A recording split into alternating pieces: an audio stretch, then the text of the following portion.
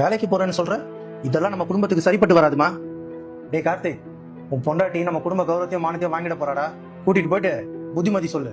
போடா. ஆமினா என்னடா ரெண்டு பேரும் இங்கே நிக்கிறீங்க? சொன்னது காதுல வேலை? அவருக்கு நான் வேலைக்கு போறதுல எந்த பிரச்சனையும் இல்லை மாமா. இவனுக்கு எந்த பிரச்சனையும் இருக்காதுமா. நாளைக்கு சொந்தக்காரங்க முன்னாடி நான் தான் போய் நிக்கணும். அக்கம் பக்கத்துல கேட்கிற கேள்விக்கு நான் தான் போய் பதில் சொல்லணும். இதெல்லாம் சொன்னா உனக்கு புரியாது. நான் என்ன சொல்றது? அவன் என்னமா பாக்குற? அவன் சின்ன பையன், நல்லது கெட்டது அவனுக்கு தெரியாது. இந்த வீட்டு பெரியவங்க நாங்க என்ன சொல்றோமோ அதுதான்.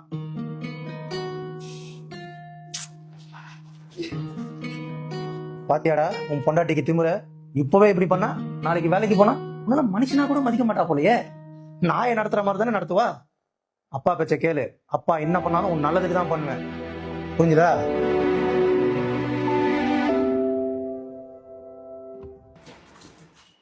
எங்கம்மா போற? பக்கத்துல இருக்க லைப்ரரிக்கு மாமா, புக் படிக்க. உங்களுக்கு லஞ்ச் ஹாட் பாக்ஸ்ல கட்டி வச்சிருக்கேன், மறக்காம சாப்பிட்டுருங்க.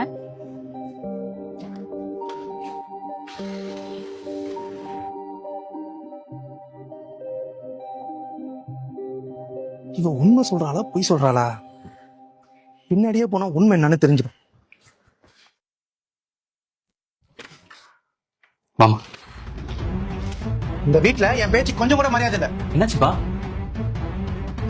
நான் அவ்வளவு சொல்லியும் உன் பொண்டாட்டி வேலைக்கு போயிருக்காடா. அப்பா, அவருக்கு வேலைக்கு போறது பிடிச்சிருக்குப்பா. அவ காசுக்காக அவங்க வேலைக்கு போகல, வீட்டுல சும்மா இருக்குமே தான் வேலைக்கு போயிட்டு இருக்கா. ஓஹோ, கல்யாணம் 6 மாசத்துல உன் பொண்டாட்டி உன்னை மாத்திட்டாளா? மாமா ரொம்ப தப்பா பேசுறீங்க. மீனா, அப்பாவை எடுத்து பேசாத.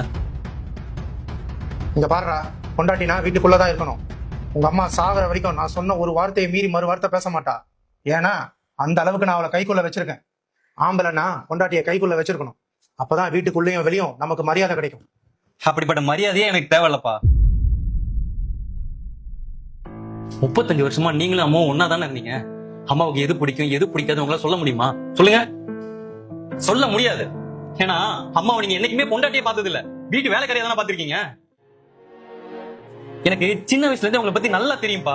அதனாலதான் உங்களை மாதிரி மட்டும் நான் இருந்துடக்கூடாதுன்னு என் பொண்டாட்டிக்கு என்ன பிடிக்குமோ அதெல்லாம் நான் பார்த்து பண்ணிட்டு இருக்கேன். சொந்தக்காரங்க, பக்கத்து வீட்டுக்காரங்க, ஏன் நீங்க கூட என்னை பத்தி என்ன நினைச்சாலும் எனக்கு எந்த கவலையும் இல்லப்பா. என் பொண்டாட்டிக்கு என்ன பிடிக்குமோ அதான் நான் செய்வேன். நாங்க 2 பேரும் இந்த வீட்டுல இருக்கிறது உங்களுக்கு கௌரவப்படுத்தலாம் தான் சொல்லுங்கப்பா. இப்பவே நாங்க தனி கொடுத்து போயிடும். ஏங்க கொஞ்சம் பார்த்து பேசுங்க. அப்பா, நான் தப்பா பேசுனா மன்னிச்சிருங்கப்பா. சாமியா.